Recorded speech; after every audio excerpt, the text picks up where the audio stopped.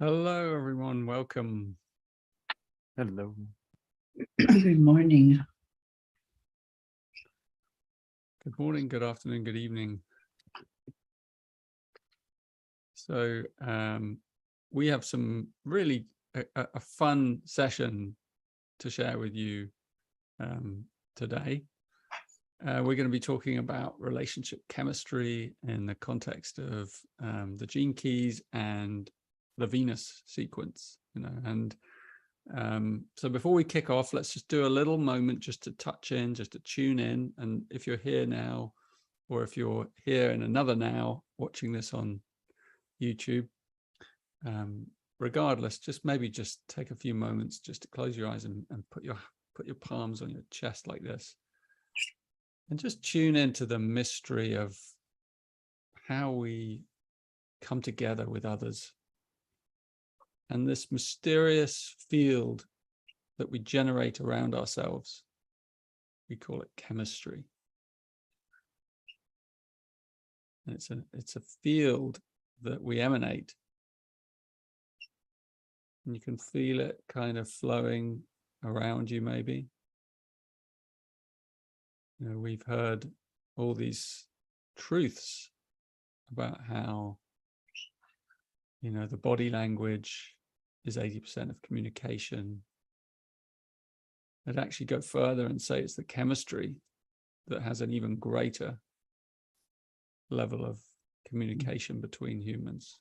And that's something subtle. So just tune into this subtle dimension for a few moments, where information is carried outside your body, across the space, picked up by another person, picked up by their field.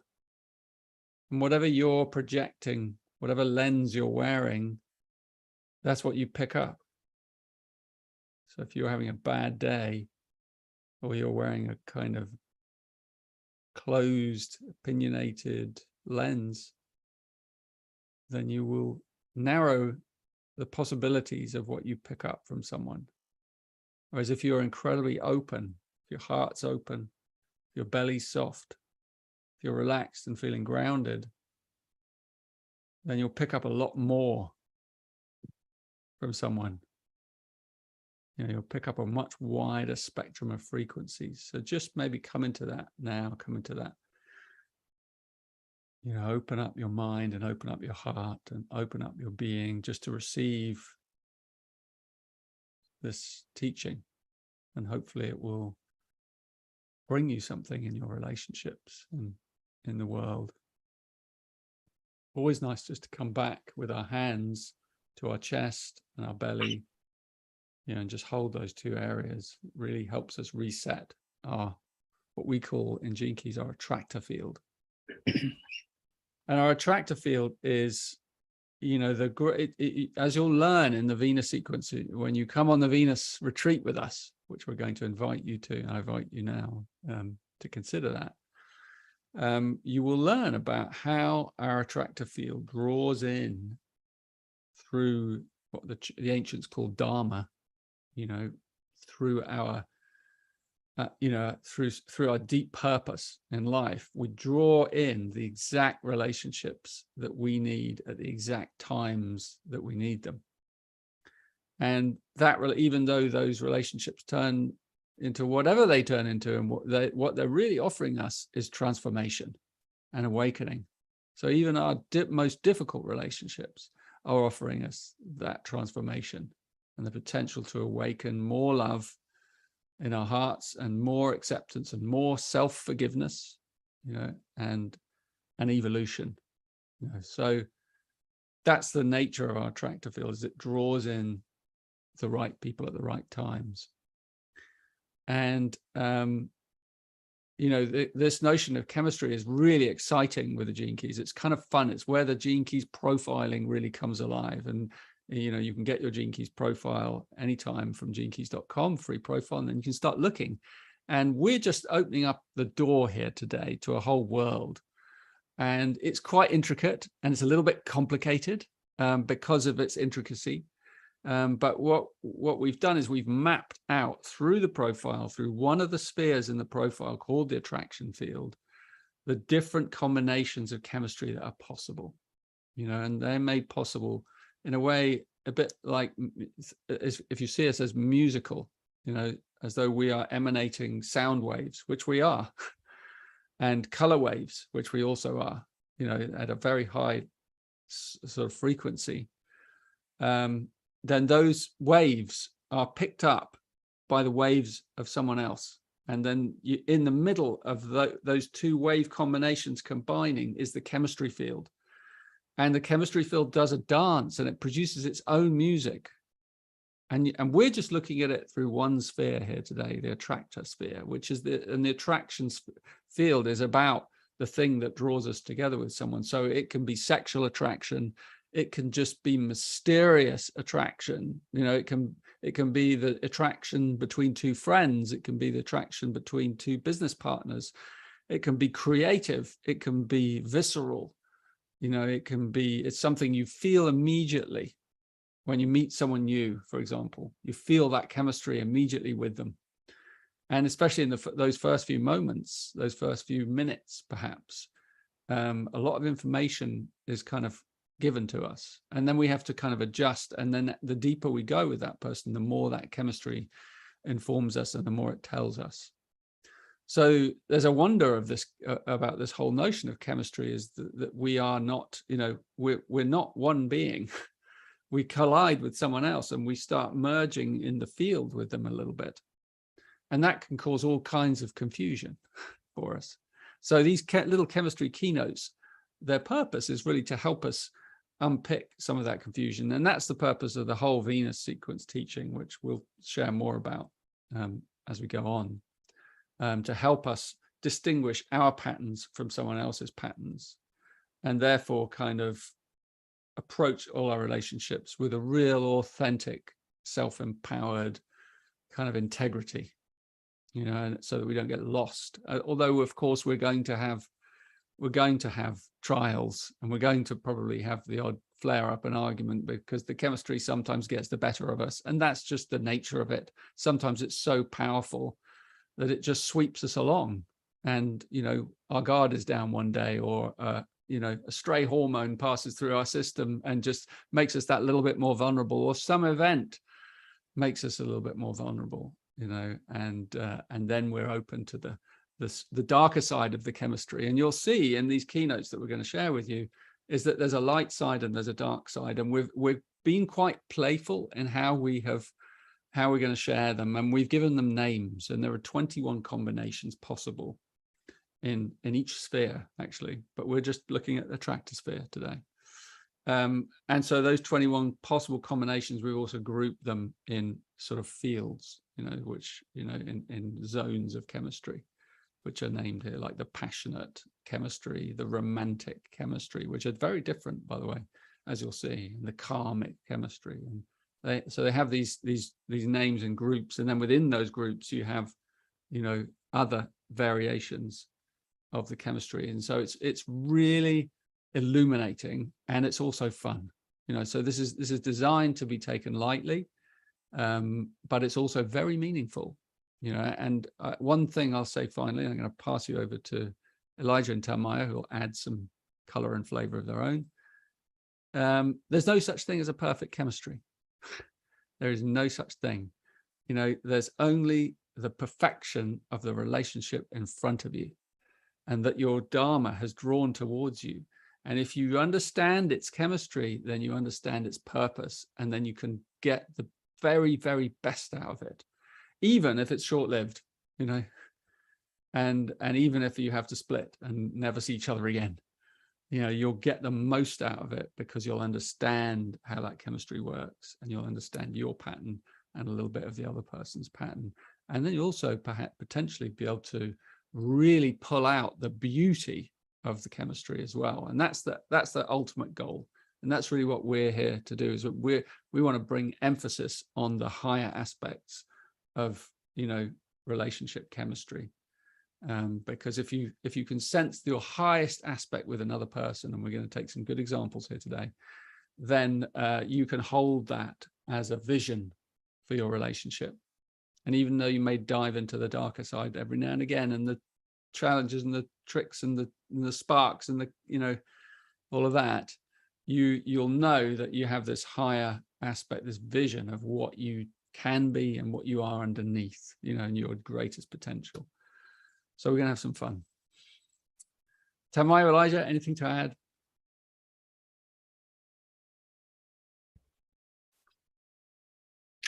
Not yet. Excellent. It's so good to be here with you both and to be here with everyone. And I appreciate that last bit that you said of there's no perfect chemistry. And I think with relationships, the constant yearning and pining and the beauty of yearning for the beloved, or yearning for that perfect relationship, or yearning for many perfect relationships, and looking at what we want in the world. And desires, you know, in this perspective, and the Gene Keys approach, desires are not bad, they're not wrong, they're a part of this chemistry as it erupts inside us and as it calls out to pieces of the universe that are being drawn to us. But I think what I've loved so much that, Richard, you put into the Venus sequence that just has stuck with me every time I dive deeper into these wisdoms is, what if we're not here to tweak the attraction field to get that, manifest that perfect thing outside, but what if what is being drawn to us has the minerals that we need, has the information that we need to live our dharma, to unravel our karma, to evolve, to learn how to grow our capacity for love. And I think that's the big piece about the attraction field, is that this mystery that drew relationships together. And so we're going to look at line combinations, and this is a little more complex part of the Gene Keys. So I just want to make sure, if you are brand new to this, and actually for everyone, we always start just with our own sequence, our own Gene Key, our own line, to deep dive into what is my attraction field. How has it been alive in my relationships? How has it drawn experiences, including challenges and gifts, to me? And that Gene Key is a secret, you know, tool, a guide, a portal of awareness that is inside us. And we'll see shadows. We'll see those victim states, those constrictions, and notice in my relationships as I listen to my past lovers and my relationships with coworkers and just my relationship with life. Where has that shadow and that gift been dancing inside me? Because it's my half of the chemistry that I'm bringing to any relationship. And so when I come in this trinity with Richard and Tanmayo, I'm bringing my unique attraction field into this mystery. And I also drew them to me in these mysterious ways. So start simple, you know, and if your partner is interested at all in this kind of material, read each of your Gene Keys together from the book, or listen to the audios together. Just imagine that some quest has put you both on this path, and these two Gene Keys have wisdom for you. In fact, it's the intelligence in between you that drew this relationship together. And that also helps me relax a little bit of my triggers around relationship. If it's not, oh, the other person is going to be that shadow and I'm going to be my shadow, and it's their fault if it's this kind of shadow, it's my fault if it's this kind of no, something new has been created by our interactions together. And that's why relationship can be such a tender and powerful and playful practice of contemplation. Let's not use our shadows as more fuel and fodder at the other person, more ammo for the fight. And let's not let these Gene Keys and these lines excuse abuse or violence or anything that is not the kindness and compassion that is possible inside our hearts. We don't give away our power to these numbers, to these Gene Keys. We use them as guideposts, as reminders to what is the living intelligence inside me, and how can I be in communion with the intelligence in front of me too. So I just wanted to preface that as we dive into these combinations. And if you get a little lost about the lines, don't worry. Just listen to how these different chemistries react. You don't need to know someone's numbers. You don't need to know someone's birth time to feel these chemistries at play with each other. So just to take off any of the mind of anyone feeling behind, you have the Venus sequence. You can come join us in the retreat. There's more and more information always there. But more importantly, it's contemplating these feeling signatures as these challenges and these gifts arise, and the alchemical reactions that come about when we join with another person.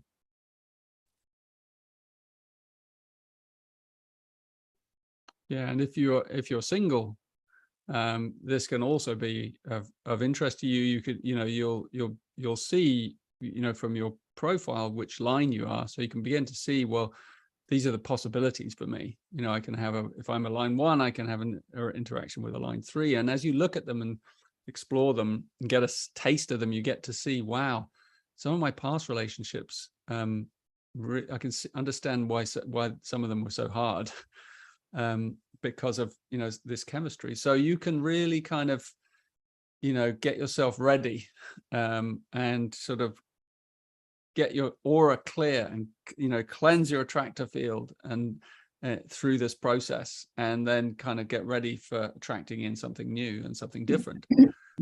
So yeah, that can be a really fun thing as well. I would just like to add a little piece there, which is that is the best place for the mind to get involved also. That our field has been flooded in the last 50 years with laws of attraction and Think and Grow Rich, and what's 100 years maybe, and all of these concepts of how we can impress our energy upon the field, by creating intentions and a bit choosing our way, and there's always that, what is the mixture of the chemistry even in there? Where do we use our will in ways that are beneficial for ourselves, but beneficial holistically to being open to receive what we most need? And so when I hear all these things about the attractor field, I love what you were saying, Elijah, about the fact that what if we just didn't interfere with it so much and noticed that, wow, this meeting of chemistry here is so powerful for me. And when Richard was talking, it's like, predominantly we have thought of chemistry as sexuality. So immediately that, that anything happens, any attraction between anyone, suddenly the chemistry that's involved can appear sexual.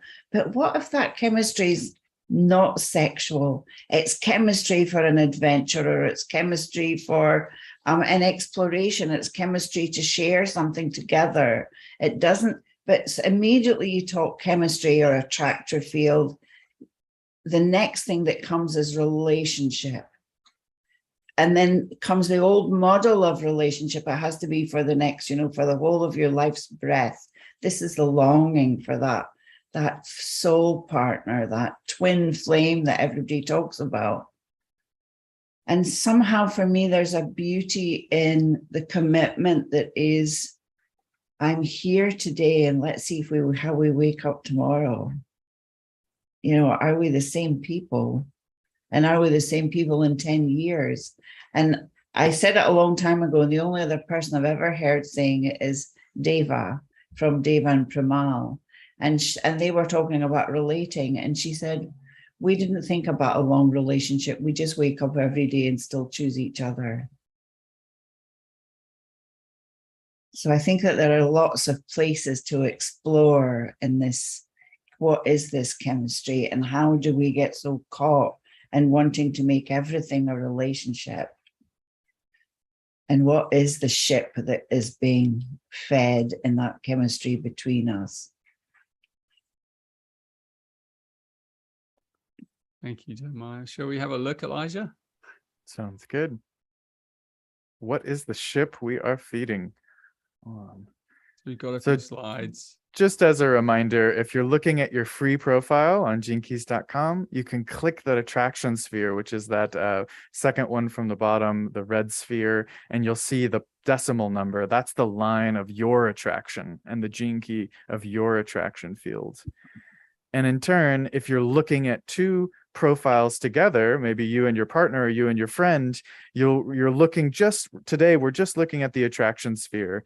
And in this example, someone has a line 1 on the left and someone has a line 2 on the right. So together you have this 1-2 combination. It doesn't matter what order, it doesn't matter which person has which line, because really you're creating your own chemistry between these two profiles together. So this is what we're specifically looking at, as my line of attraction and this other person's line of attraction. And we had 500 people submit their profiles, and we brought a couple examples up today with enough anonymous energy so no one has to feel put on the spot. But we're really grateful that people wanted to find out what chemistry group are they a part of. And so this is just the example of all the different 21 possibilities of lines between two charts. And you can see they fall into these 6 different groups. So we're going to do some examples from each of these 6 groups. Anything else you wanted to say, Richard, before we jump into an example? Just that this is calculated from a position of the moon. And the moon is, the moon is magnetic. And so relationships and chemistry is magnetic, and it's also tidal. And it governs this mysterious cyclic flow that connects us, that bridges us, that moves us between, moves between us. So I just think it's important to, without kind of going too deep into like astrology or any other things, it's just nice for us to know that at the beginning, that this is lunar that brings us together.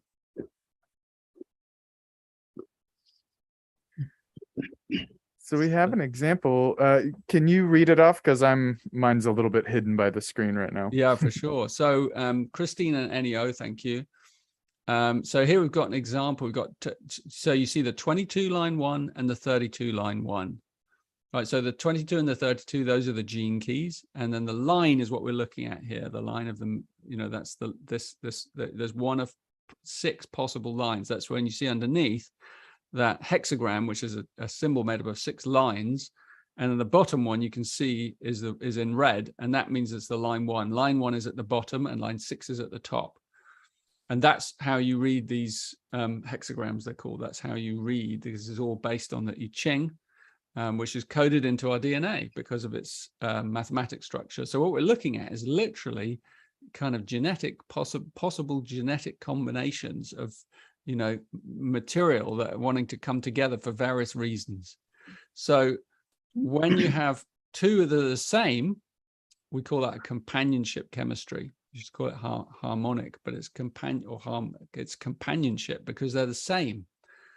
And so in a way, what you have there is you have no charge, because they're the same. If you'll see in a minute, a lot of them have charges. So this is like that's why it comes together in this harmonious way. So it's easier in one sense, but also you can have all kinds of kind of questions that come up around that. And also you have to think that we're just looking at like what brings you together, but then there are other chemistries that we're not looking at here today, layers of it, so there are layers of chemistry that create a whole. But this, isolating the thing that brings you together is really interesting. So Christine and Ennio, what brought you together is this sense of companionship, this sense of, and we've given them underneath, you'll see those 2 keynotes, like these are our funny names for the chemistry. So we always do a really nice one and a really nasty one. So you get the full spectrum of like, this is you at your best, this is you at your worst, so we say fearful dependence. Because the first line contains fear, it's a fear, its energy is fear at the shadow level, and dependence is like 2 fears depending on each other. Can you imagine that? And so they reinforce each other's fears as well.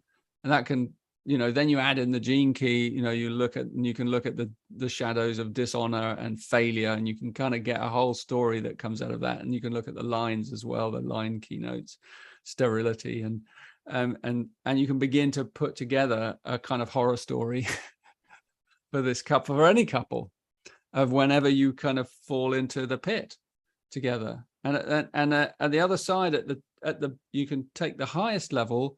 You can see, wow, 2 1s together, fathomless depth. There's no deeper line than line one. Line one goes right to the base. It is the base. So this is like a fathomless companionship, potentially. You know, it could just go so deep. It can last so long, it can last a lifetime, you know, because of that level that you can go to with that person, with that other person. And then you can see how grace is meeting veneration, or graciousness is meeting preservation, the preservation of graciousness, or the veneration of grace. You know, you can play with these keynotes together, and you can see like that's a really powerful, you know, karmic energy that drew you together, these two. And as you'll see in a minute, like, it's not a spark. It's not one that has a spark. So it also doesn't have so much of a trigger, you know, because a spark and a trigger are kind of similar. Like so you can pay the price of, this could be quite, I don't want to say boring, because it wouldn't be, but it could be quite, you know, just stable, reliable, you know, and that can have its own challenges, of course, you know, but that's the basis of it, is this ability to keep going down and in and in. So these are two people, Ennio and Christine, who can really take each other into your own depth, you know, and really ground each other. This is a very grounding relationship, very, you know, really good base. You know, it's two people that an energy that could be deeply anchoring and stable for others to be around, or for children or a family, or those kind of things, like these incredible anchoring energies. So anyway, that's like a preliminary. I don't know if you want to add any color, you guys. Well, I'll just say, because I'm a line one attraction, so I have these relationships, and you skittered around the word boring, but I think it's an important word. It's like, when does that sterility, when do these two sterilities, they're not responding to that fertile life energy. The line one is able to respond to almost any challenge with fertility. And it's important in any of these companionship chemistries where you have the same line to be aware of potential slog, like slowing down, where the patterns aren't moving, that inertia feeling, because they might get too comfortable with each other, right? A companion could be very comfortable with each other, and that might not have the spark for inspiring each other's growth in the same way. And that's why I love these keynotes of Fathomless Depth, or any of the companionship. You can see how powerful it's like two notes that are the same note but different instruments. You get this kind of reverberation that really you can feel grace and veneration in the room, or graciousness and preservation in the room. But just be aware of, where do I get stuck? Where do I get too comfortable with my companion? Would be a reminder I would explore in these types of chemistries. Yeah, when I think about it, it's got extraordinary capacity to weather all kinds of storms when you have this level of stability. And then the shadow side of that is when that sort of experience of some kind of crisis, or some new energy comes into the field, and maybe there's any insecurity, maybe somebody's jealous or unsure, or they can sense the spark that's there and somewhere else. That's where the instability can come from, that insecurity. But really, there's a huge potential to explore your own world. That for me, when you have the same chemistry, it's to let the winds of heaven dance between you. You're finding your excitement from the things that attract you, and you're bringing it back to share together. And take it into that depth of how it's nourishing. Yeah, beautiful. And remember, so this is, if you can be a 2 and a 2 and a 3 and a 3 and a 4 and 4, 5, 5 and a 6 and a 6. Those are all the 6 possible types of companionship. And when you look at that thing, which Elijah just put up there, like, isn't it interesting that the highest number of chemistries that bring us together is actually companionship? It tells you something about, you know, life. Life wants us to be friends and wants us to be with friends. And actually, a lot of the time, these companionship ones are not so much, they don't have to be our most intimate, beloveds. They're our friends. They're our circle of deep friends. And it's formed out of these companionship connections that we all form with each other. Because when you have that resonance with another, if you're a 1 or a 2 or a 3 or whichever one you are, when you pick it up in someone else, there's a deep comfort in that. There's a deep easiness in that, so yeah, the foundation in a way of human relationships is friendship and companionship, so yeah, beautiful thing, beautiful revelation. I thought I might answer 2 quick questions from the chat, just as people are getting excited and they're looking up their profiles. And one is the moon does move very quickly. So of all the gene keys in your profile, this one is very precise about your birth time. But if you don't know your birth time, as people are sharing in the chat, you can do a few profiles at differing times and just see what changes, the line number, what it changes to. And you can actually listen and read all 6 lines and kind of get a feeling for your own, and to use your own intuition. This isn't, while there is a precision to this particular approach, it's also about you tuning in to the intelligence in your body. So it doesn't exclude you from exploring these chemistries if you don't know your exact birth time. And the other question is that we will get to explore this a bit more in the Venus retreat. We're going to share all the 21 keynotes, and you have the expanded resources when you join the retreat. So it is a part of it, even though the focus, as always, is to start with yourself. So we've just explored that top left one, the Companionship Chemistry, and we're going to move now to the Passionate Chemistry, which are the 1 and the 2 together, or the 2 and the 3 together, or 3 and the 4, 4, 5, 5, 6, just to give us a reference of where we're headed next. Anyone else want to begin here? Tamaya, you up for it, or Elijah? Can you tell me their names? That's the only thing I can't see on Oh, here. yeah, sure. Gerlinda and Eric.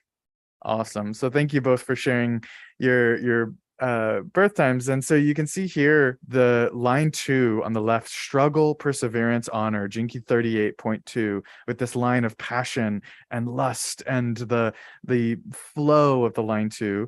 And then on the other side, 45.3, dominance as the shadow, synergy and communion, with that line 3 of promiscuity or playfulness. Or you'll also find it has laughter or avoidance or pleasure, but also, challenges and commitment, and these different journeys of the line 2 and line 3 together, they make this passionate chemistry. So all of these are right next to each other, and you can feel how they it's like in music where it's not quite dissonance, but there is a grunge, there is some jazz here, there is some spark happening, because these 2 lines next to each other can have very different agendas and needs inside each other. And so the keynotes you can see here are addictive misery, or the higher keynote of voluptuous freedom. And just feeling those, how a passionate chemistry can get stuck into this, this kind of conflict with each other, and just watching struggle and dominance, play with your shadow keywords and feel where this pushy energy might make me feel like I need to struggle, or when I'm, and we're addicted to the same cycle of struggling against each other and trying to find our power match. Or voluptuous freedom, when we honor each other so deeply that we can feel free, that we can feel that playfulness of the line 3, that we can feel the voluptuous passion of the line 2, and together they've made a whole new color together.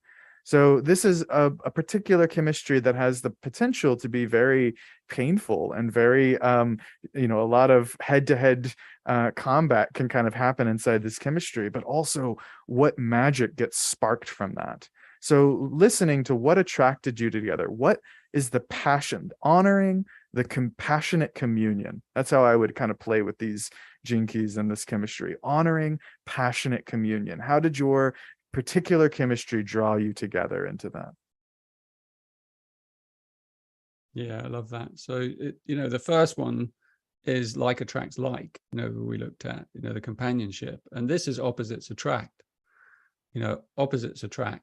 So and what kind of chaos ensues from opposites being drawn to opposites. So I have one of these with my wife. I have, this chemistry, passionate chemistry, and so sometimes when you're, it takes some work to really kind of live with that chemistry, because there'll be commonalities for sure between you, but there's going to be basic kind of different, you're living in different realities in some way. But that's what drew you to each other. That's what draws you to such people, because that's the spark. And that's why it's passionate, because it keeps coming back and it keeps coming back.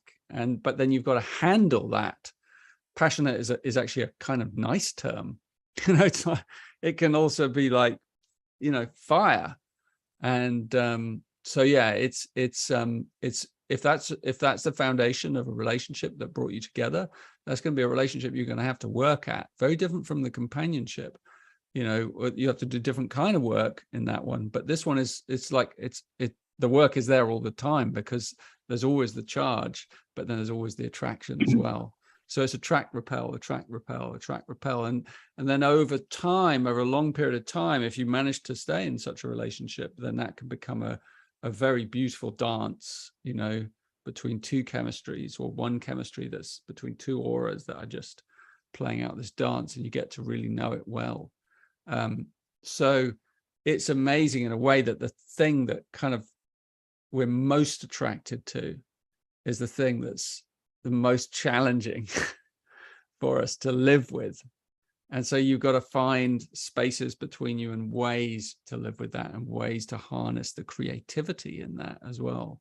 These can be very creative relationships. So this can be a wonderful in a business partnership, because there's that creativity and that difference of view and opinion, and diversity that can kind of bring that, that incredible creativity alive. So you want this in certain relationships, and you want a bit of this in the room.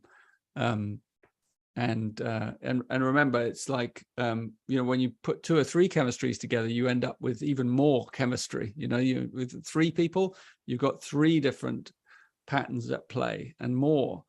So, you want some passion in there, because it drives like evolution. So yeah, thanks, Elijah. I think you did a great job on the keynotes, by the way. I think it's a really good point to say, if you're new to this and you're listening today, the last YouTube we did, we talked about lines. We spent a lot of time on these lines. So it's really good to review what are these, the gifts and the qualities and the shadow aspects of the lines. So the first thing that happened for me when I looked at this is definitely the degree of passion that is possible, that is going on here. It's fantastic. And at the same time, I was looking at the different experiences of freedom or longing for freedom that can also go on here with this 2, 3, and these particular 3845s, and also the second line is just deep in communion with the other. And very often for a second line, they don't need to be around so many people. They're just happy with that one other. But a third line needs different kinds of, it needs to connect with different people more often. So it depends what else is in the chart. So the third line can do avoidance really well, whilst the second line is demanding some intimacy right now. So, we start to see the little traps that we fall in, that actually what we're being invited to is this extraordinary passionate freedom. Mm-hmm. There seems to be a bit of an issue on the chat, on the stream. Just letting you know. Do we carry on? I'll take a look. I think carry on, just in case. Okay. Yeah, I'm glad you brought up the lines. I don't want to, yeah, I know it's still running. Okay. So yeah, then we look at Adventurous Chemistry. And Adventurous Chemistry, again, a really nice name for chemistry that is essentially dissonant. So what you have here is you have a line that kind of doesn't really have any business with another line, so it's like, this is real jazz. This is like two notes that really kind of aren't meant to live together, in a way, but they create really interesting sound, or an interesting color, or an interesting signature and pattern. And there's quite a few of these as well, these adventurous chemistries, in terms of combinations. So again, it says like life likes throwing people together in combinations, sometimes for just short experiences. And so a lot of the time, it's like when sometimes you look at someone and you go, well, I don't quite know what it is about that person, but I find them really interesting. And I wouldn't normally go for someone like that. It's that kind of energy of like, and then you kind of, that interest that, creates an adventure, a cycle in a way, and that adventure has a cycle. And so, really interesting relationships that come out of this. But I'm looking at it at a ballpark without going in at the moment. Like, if you look at them as a whole, they're probably quite often relationships where people come together, have an experience, and then go apart again, in terms of intimacy. Whereas, in businesses or in families or all those kind of things, this is just a chemistry that kind of, where you kind of don't necessarily know what the other one's going to do. You can't predict their behavior because you're not quite on their wavelength all the time. So you're constantly, second guessing each other, but it's interesting, it's interesting. So it's always going to be an adventure. So if you're in a family, for example, and this is your sister or your brother or your father or your mother, that relationship is always going to bring something new and unexpected and different, and not always on the same page. So you have to kind of learn how to harness that. I'll let you guys go and do, if you want to dive into the lines a bit. No, I was just enjoying the 49 and the 32, that the revolution that's required for the growth, there's this inner revolution to come to the beauty of the rebirth in that 49, and that fourth line that's constantly connecting. And then on the other side, we've got this sixth line that's on the roof sometimes, looking to observing and seeing what's going on, and looking to preserve what is really valuable. And very often the reaction of the 49-4 is going, I don't want to know anything about it anymore, what you're preserving. Let's get rid of the whole model.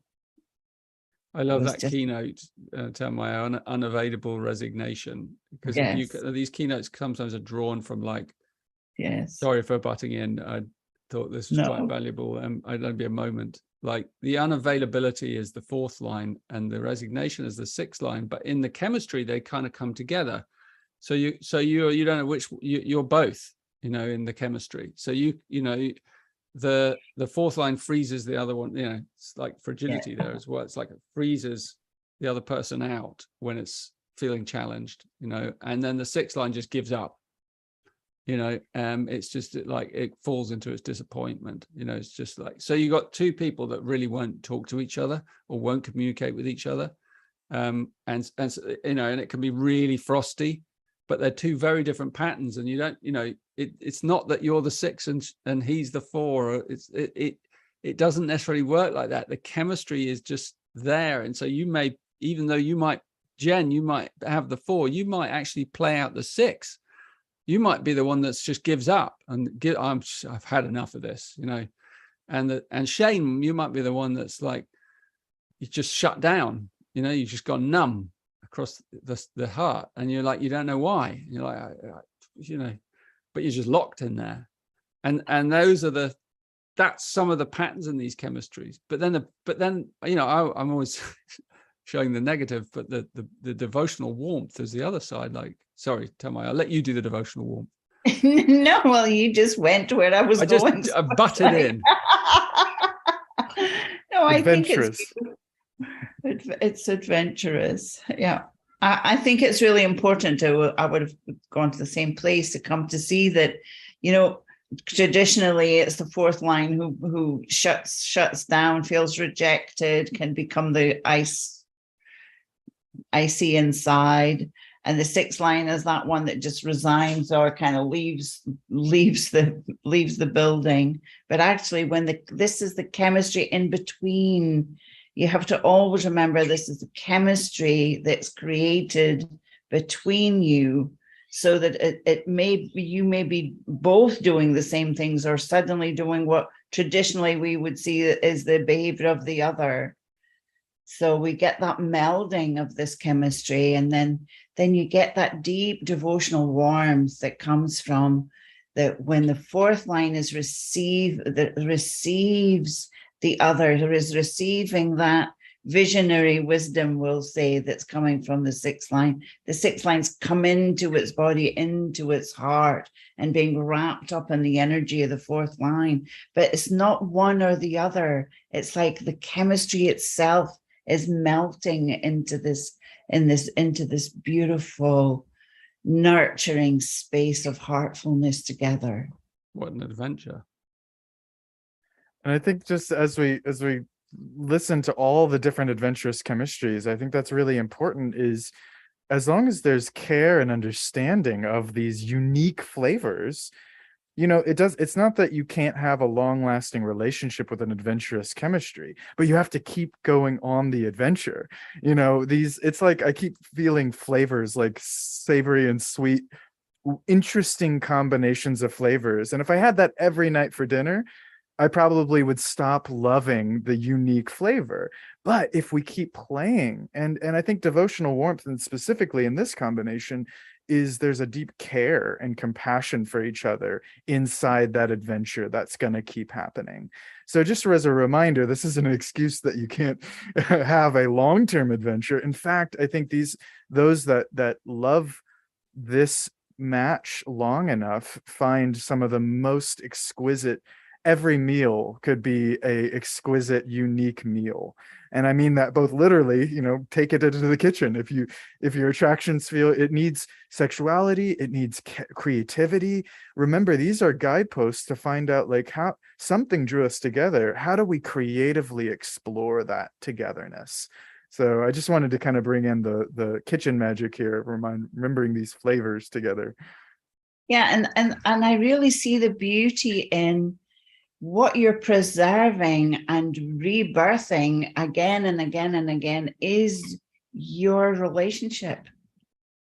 You know, you've got that opportunity to, even in the midst of some drama that is maybe going on, to look at what is going on here that is worthy of preserving, and what is the inner magic and adventure that is needed for us to find that fresh place once more to enjoy the adventure and come back into that devotional warmth. Beautiful. This is romantic. Elijah, can you show the yeah, thanks. So have a look at this and go, look, here's you can see companionship, adventurous, passionate, and the romantic. There's only 3 romantic chemistries, right? But you can come back to it now, Elijah. But it has a kind of completely out of proportion, what's the word? Advertising. No, I can't quite think of the right word. Yes. But it's basically, it is what is put out there, you know, as the ideal. And the thing about romantic chemistry is it's only between resonances in the octaves of the 6 lines. So the line 1 resonates with the line 4, the line 2 with the line 5, and the line 3 with the line 6. And those are the 3 romantic ones. And in a way, because a hexagram is these 6 lines is made up of 2 trigrams, right? So there are 2 areas. So the line 1 is the bottom of the first 3, trinity, if you like, and it's the same the bottom of the top three. So that's where the resonance is like in an octave. So it's like it's like the same energy at another octave. So in a way, this is where you say, you complete me. There's a sort of one begins it and the other completes it. And there's a sort of beautiful harmonic, sounding resonance between those two lines. They match perfectly, but in a different way from like companionship, which is that there's no charge. Here, there's a charge, but there's this kind of incredible resonance because there's a distance between them. And that's the basis of romance, distance, So the hardest thing for these romantic chemistries is when you get too familiar and you get to, you're there inside each other's aura for too long. So to manage a chemistry like a romantic chemistry, this chemistry, you need to keep the distance, in some way. And there's lots of ways you can do that. Maybe you sleep in different beds, maybe you travel a bit, maybe you kind of, one goes to work and you're not inside each other. Sorry, I'm saying that you're not inside each other's aura the whole time, because that's when it kind of, you lose that longing, because there's a longing here and you have to keep that longing. That's not actually that easy, to maintain that longing. But that's what this chemistry thrives on that kind of, that deep longing of the romance. And that's where all the letter writing, the poetry and the music and the creativity, they take place between in this chemistry, but through keeping that longing. So, when we dream of the perfect love and stuff, it's actually, and we dream of that longing being fulfilled, it's actually kind of not what we really want. We want to maintain that longing, and then we will feel the fulfillment in the longing. And so that's where the word belonging comes from, belonging. You belong together because you have to maintain a little bit of that longing. And so that's the nature of these relationships. And so we dream that that's the perfect love, and yet it's always a little bit distant. It always has to have that energy around it.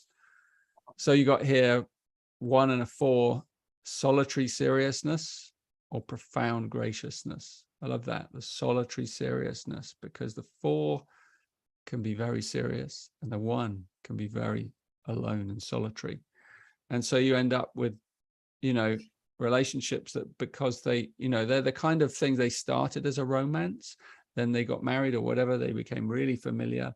And there's this huge aloneness grows between them, because they've lost the longing. And then it becomes more and more serious, and all that joyful playfulness just dissipates and is gone because of the familiarity, because they didn't realize that, that chemistry needs that distance. It needs to kind of maintain that mystique, that allure, and that's, that's where the other side, you see this lovely keynote, profound graciousness, the graciousness of the 4 and the profundity of the 1 coming together. And then this incredible graciousness and for like that comes, it still maintains a little bit of that aloneness. All romantic relationships thrive on aloneness.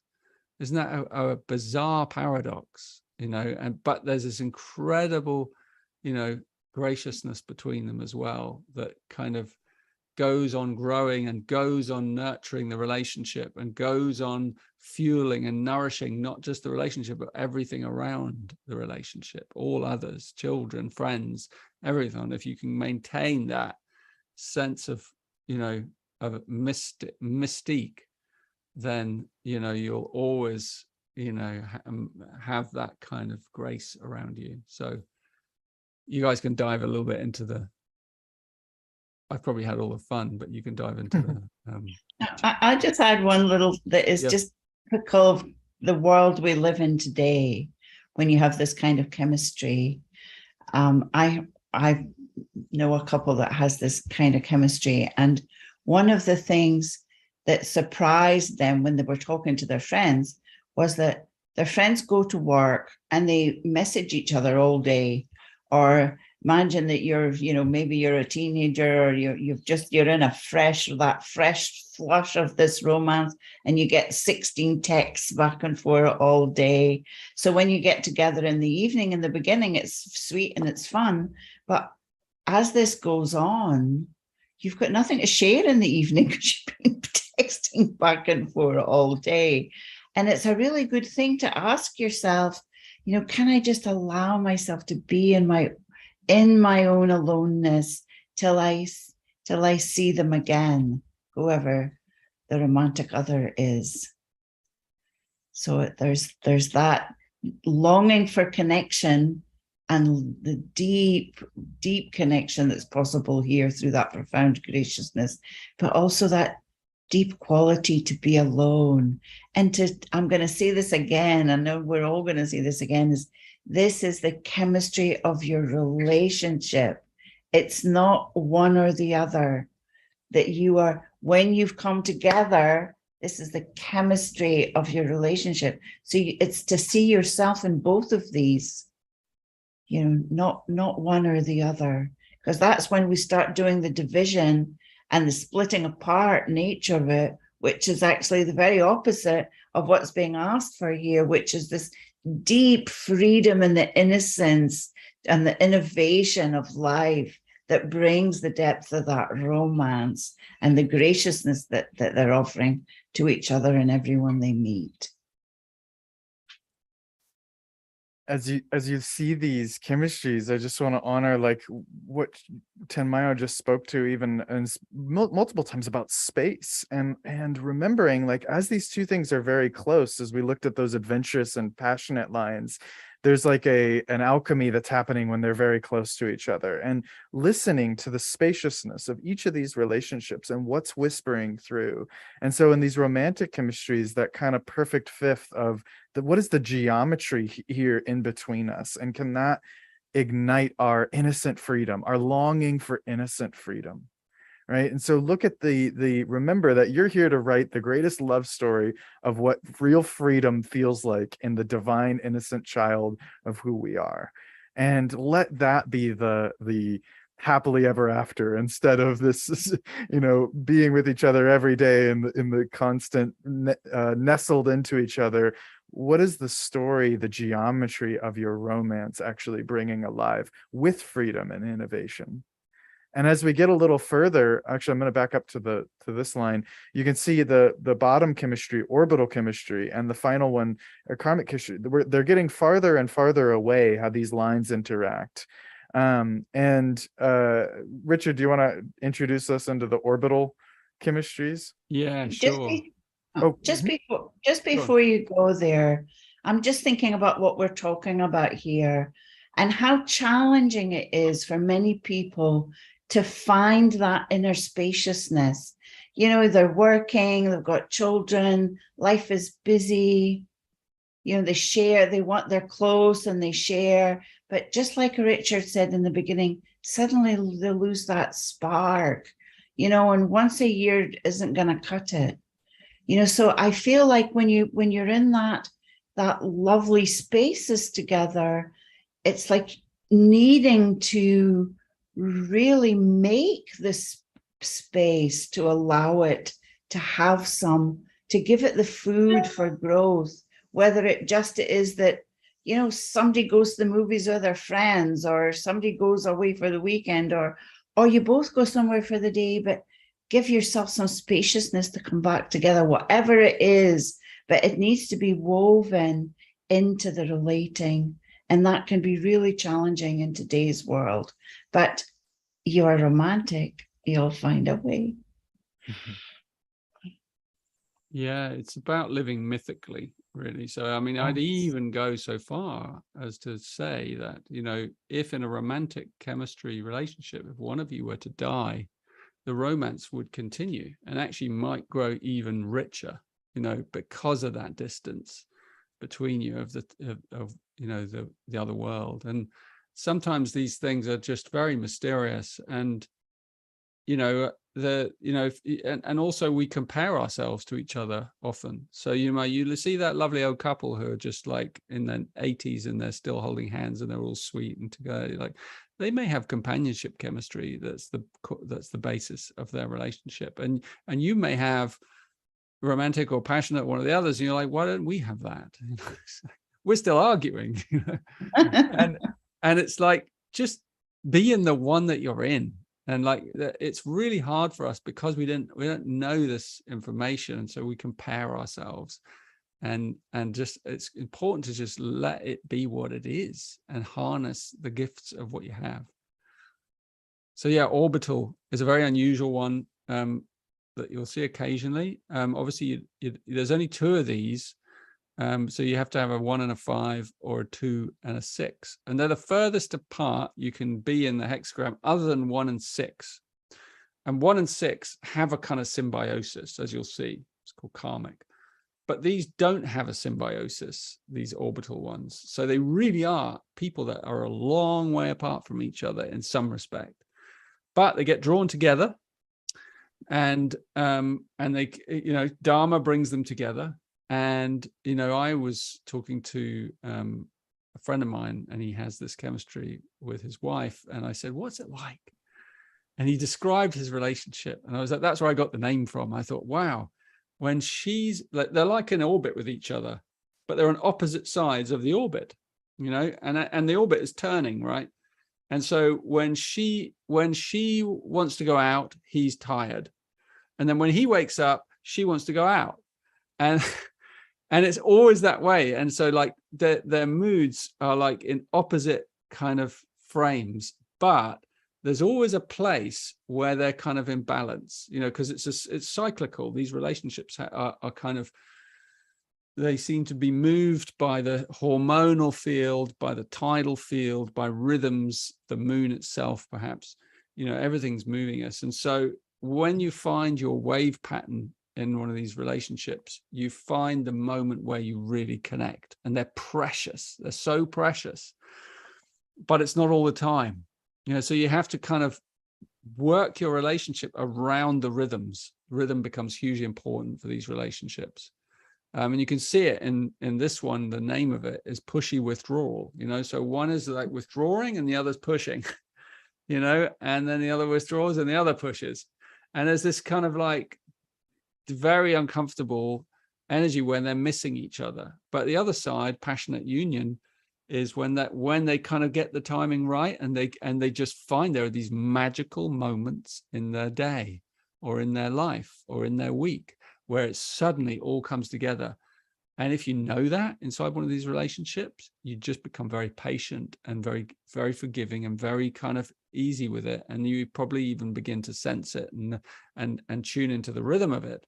And when you're not on, you're not on, but you're fine with that. You're just doing whatever you're doing, and she's doing whatever she's doing, or whoever it is. And then suddenly it comes back together, and you're in alignment, and that union occurs. So yeah, you see, Elijah, give us a little play with some of the line keynotes, if you like. I think it's so important, that mythical moment, like harmonic convergence, like a long-term planets aligned for the perfection of our being, right? Like to genuinely relax with these 2 keys into that being perfect, not being perfect like all of the judgments and self-obsessions that we have, but the naturalness of these 2 beings in alignment. There is a destiny. There's a destiny in orbital chemistries, and it's really special. You might have met each other in one of those moments, and then you'll go through many different variations of this relationship. And I think the gift keynotes are really important, of integrity and naturalness, especially kind of on the in-between times. It's like, until there is that next destined orbit conjunction, naturalness and integrity are 2 gifts that you get to passionately and innocently play in. And they don't have to be about the other. Self-obsession can also be, I'm obsessed with the other looking the way I want them to look, right? It's the narcissus key. It's like this deep self-love that actually turns into trying to control the other, control the world, and judgment too. All of those swords of the mind that feel disappointed at this not feeling good all the time, feeling like it's always together. So naturalness and integrity are teaching we don't need to lose the tension of this orbit, because it's like when those pendulums are swinging and those magical moments where suddenly two clocks are exactly aligned.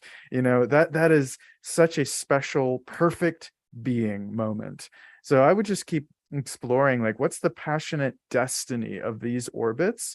And in the meantime, when we're not in a heightened peak of connection, where instead of pushing or withdrawing, how do I live naturally in my integrity and really innocently and lovingly see the other on their orbit? It is so fun to peer through the telescope and see where Neptune is all the way over there. It's not in a perfect alignment with me today, but I get to witness the other's journey and know that even when they go behind the mountain, we're still orbiting each other. We're still in relationship, even when it's on the other side of the moon.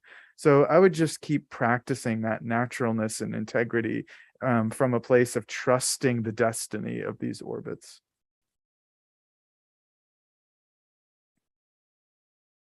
Do you want to add anything, Tamaya? Not on that one. Do you want to bring us into the last one? Yeah, I think that's perfect.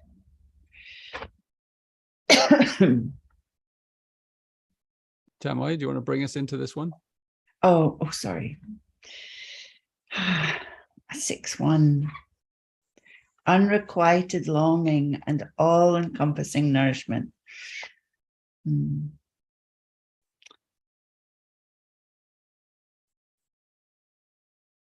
I feel like, we've reached that point of, this is the hexagrams, the 6 lines, one's the roof and one's the ground. And they're seeing very different things and how they look at the world. But it's bringing together that information, if you like, that field of from the absolute, that information that flows through that says, this is a very karmic journey for you that may fill you with unrequited longing when you're both so distant, when one is going to the cave and one is going to the roof and they can't find each other anymore. So it brings in that deep commitment that's there in the 29 that is often saying, no, I don't feel that way today. I'm totally half-hearted about it. And yet the 6 line is in the purity of the 12, that very personal love that comes through the 12th gene key. There's that deep personal love there. And yet at some point over here, there's some half-heartedness about it at the moment. So that for me, the 6-1 goes into that, feeling the depth of what aloneness is actually in their unrequited longing, and can then project it at the other without realizing it exists inside. It's, to me, this is the one that is the longing for communion. It's a longing for a deep inner communion that is then shared in the relating, that brings that all-encompassing nourishment. I feel like it's the real mythical journey to remember that even when we're standing in our kitchen and life seems so mundane, what is the myth we're living right now? And this one is really calling for it. Yeah, I always think, this is like the odd couple. Or, you look at them and one's really tall and one's really small. Or, like you just think, how on earth did they end up with each other? Or you might look at the other person and go, why are we still here? And obviously you don't see this so often statistically. This is a rarer one because you have to have either. There's only one. It's only this 1 and 6. And in a sense, all relationships are karmic. So this one just tells us something about all relationships in a way, but it's really, the chemistry is very specific. It's heaven and earth, so you literally come from other planets, different planets, Mars and Venus, and, So Tom and Layla, you know, something brought you together, but it's not about you.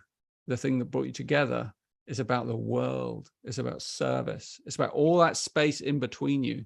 I often think the best, you know, like a really good example of this would be John Lennon and Yoko Ono, for example. You see these unusual couples, you know, and that all that space in the middle is there, and is the world, you know. So the world had a relationship with those two people, you know, and you know, it's like everyone fits in. That's what the all-encompassing nourishment is. That's the highest level.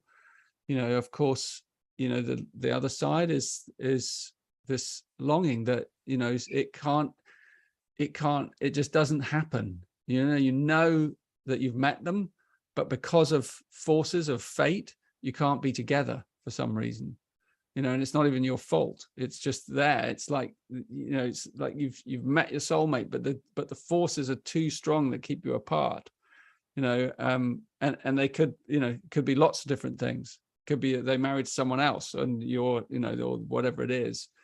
There's this kind of, it's there, but actually, even in that, there's this, there is great nourishment. There's something to be learned, because all relationships have their own karma, they have their own timing, they have their own cycles, and there's always a potential for miracles. But those miracles are, you know, this is, I would say, a miraculous chemistry in some way. And there's the potential for a miracle to appear in the middle of it, but you don't know what that miracle is going to be or what it's going to look like. It may not at all be what you think it is. The sixth line has this dream of the perfect love. And the first line is the anchor. It's that we began our journey there, you know, it's that kind of really deep, kind of stable being of, you know, earth being. And then there's this celestial being that comes, you know, and they come together, and they come together in this symbiosis, you know. That's a really nice word for this as well, symbiotic. It's the name we've given to one of the other 1/6s in another sphere. But yeah, powerful, very powerful to contemplate, something to contemplate, a bit of a mystery in here. You know, what will this relationship encompass? Who will it influence? You know, what lives in that space? What will come and live in that space between you? And I feel like there's that beautiful journey between them of, you know, this is, for me, there is such alchemy here of how it's the earth and the stars coming to meet. It's how it feels to me. It's like, and that they get, it's like the first line grounds the starry being, and the starry being reminds the first line where it comes from, that it's actually in its groundedness. It's a planet that's hurtling through the galaxy. It's already an alien, you know, and so we're all here on this starship Earth, whilst the first line is saying, "Are you serious? I've got to go to work now." You know, so, but there is that, for me, there's a joy in it also that I really see there, if they can keep that preciousness alive. Because what the sixth line feels as practical has nothing to do with what the first line thinks is practical. And what's secure for a sixth line is got nothing to do with security for a first line. So there is real alchemy in here for me that is like this melting pot somehow that.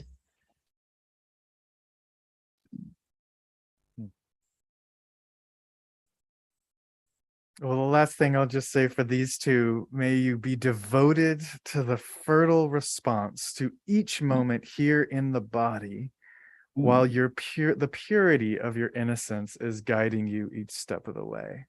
And that's where I think the beauty of, even in a relationship, that longing is not more division, but it is this reminder that we have to be fertile in this step on this earth, in the bones of you, while also trusting in that innocence and not letting our our longing make us more distant, that vanity making more separation, that disappointment feeling like less than, or they are less than. So I would just honor whether if you can't be with this person, any of those beautiful longing stories, that you get to be fed by the love that you found, even in just meeting that person, even just the moment of recognizing that holy grail. And then for those that you do get to be friends or partners or family with this chemistry, to just keep trusting in that symbiosis of a fertile response here on the feet on the earth, and that innocence of our galactic self guiding us along the way. Beautiful.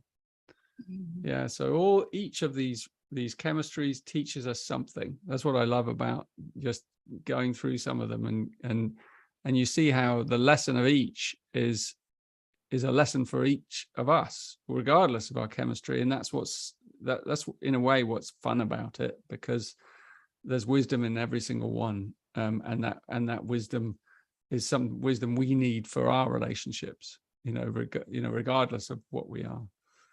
So yeah, I hope you enjoyed the little journey through chemistry. As Elijah said, there's a lot more of it in the Venus retreat and inside that course. And so when you come on with us, we open that up at a certain point when we come to the attractor field and we start to look at it, and there's a webinar about it in more depth. And also you can see all the keynotes of all the other ones and their names, and you can take them into your contemplation. So should we anchor this a little bit into like the framework of the Venus work? I just have this little thing that's going on with that 6-1 still, is that there is something, just looking at it, it holds within it the whole mystical journey of all the lines. For me, like when I see all the lines in between and it looks like distance, unrequited love is often the core of everyone's challenge in life, because we're looking for something outside that first of all is to be embodied.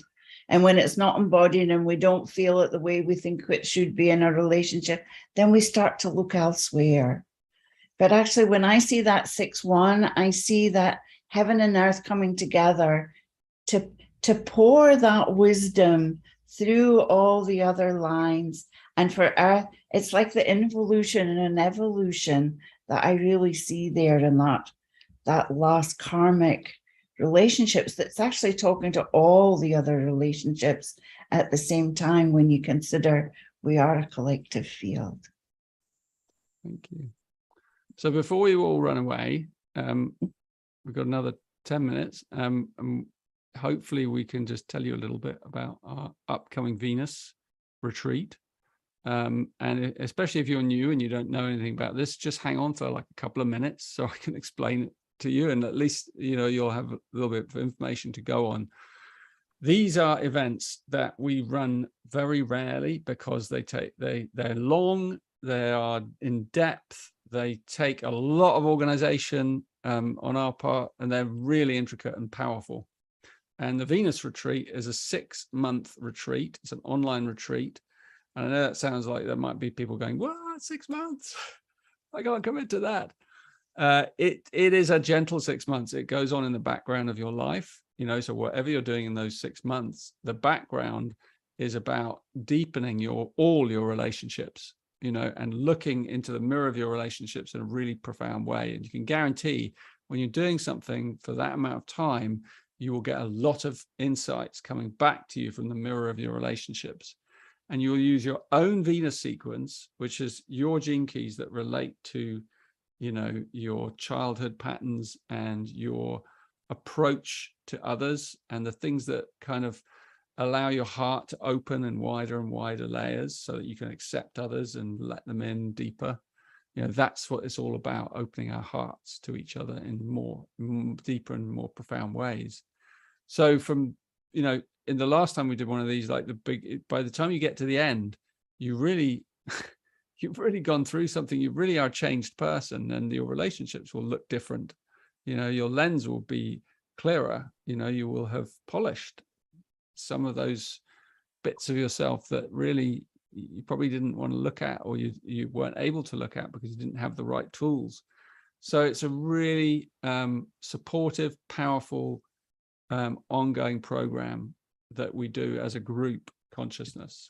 And Elijah, why don't you take it, and then Tamayo can maybe give us some of your, like, a testimonial of like how it's been for you working with Venus and on a retreat. But handing over to you guys, since you're the main leaders of the retreat. Yeah, thanks, Richard. I mean, it's amazing to get, it's an honor to get to hold, part of this container with Tanmayo, and also an amazing team of hosts that are guides and ambassadors who we've worked with for years. And it's also some new faces, because the Gene Keys is a solo journey. It's an introspective journey. It's awakening from the inside of our unique wisdom of who we are. It's our profile. It's our life. It's our rhythms with our family and our work and everything. So you make your own retreat.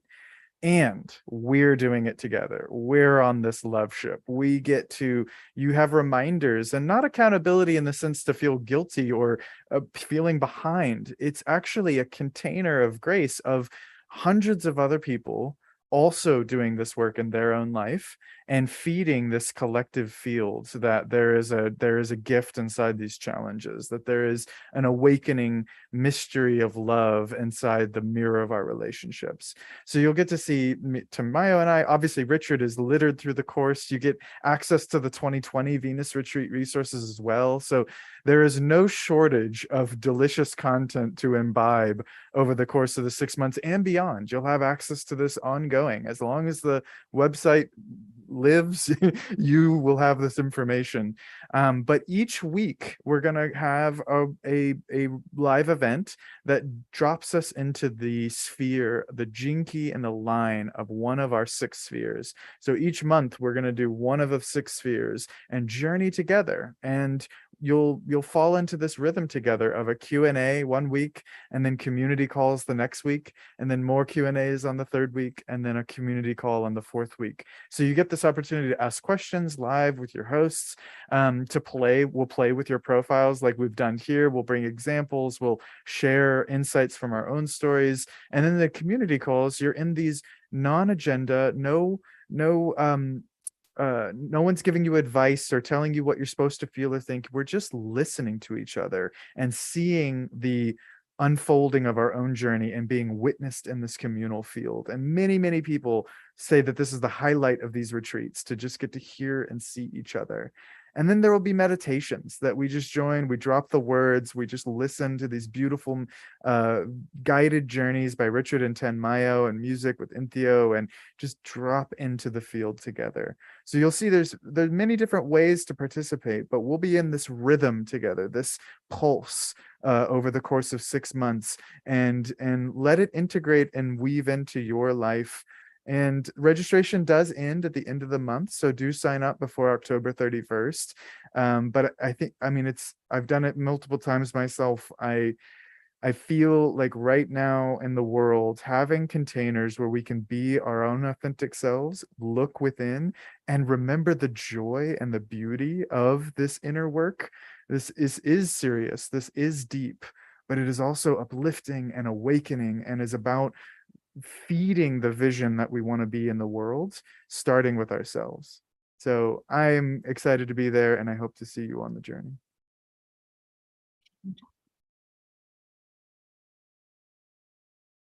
I don't know if I'm awake yet today.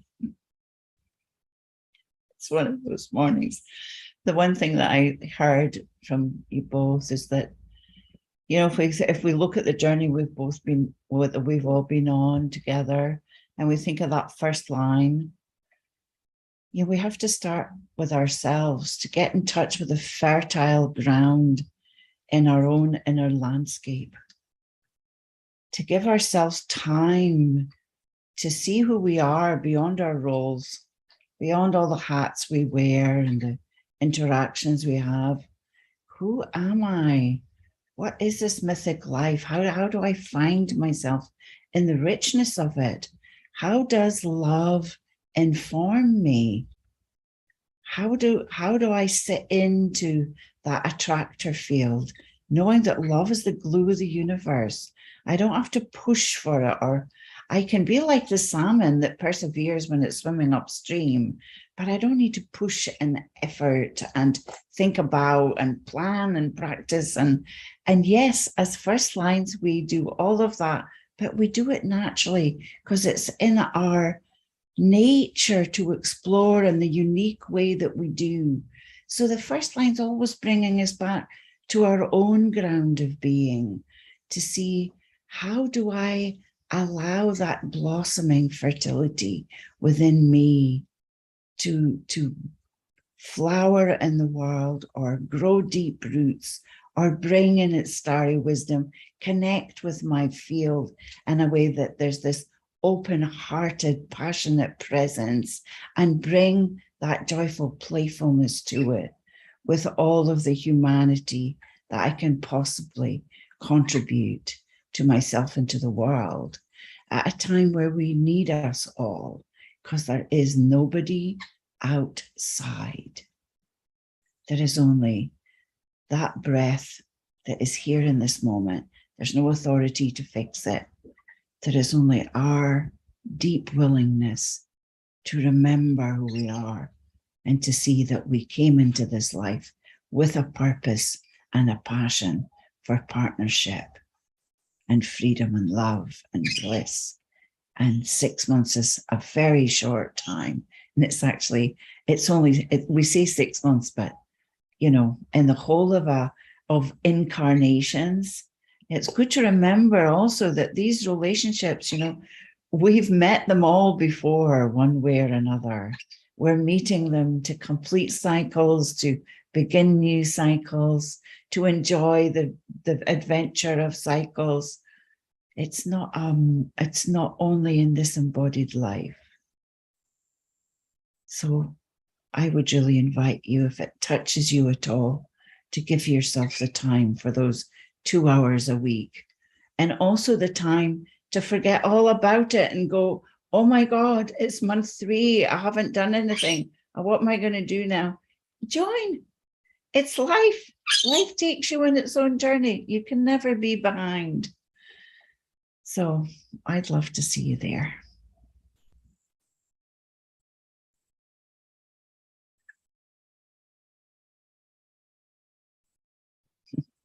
And there's a few questions, I think, about scholarships, which we do offer. If someone puts a link in, you can sign up for a scholarship and get a discounted if you are lucky. It's a process, and we try and offer as many as we can. The actual, if you consider it, it's like a really, really affordable price, $300 for 6 months. And also, if you've already bought the Venus sequence, Elijah, remind me how much? Yeah, so it's $250 if you're new, and it's only $100 if you already had the Venus sequence, the online teachings, or if you were on the previous Venus deep dive with Richard and Ten Mayo. Yeah. So yeah. So it's $250. Mm-hmm. Oh wow, that's even cheaper than I thought. That's brilliant.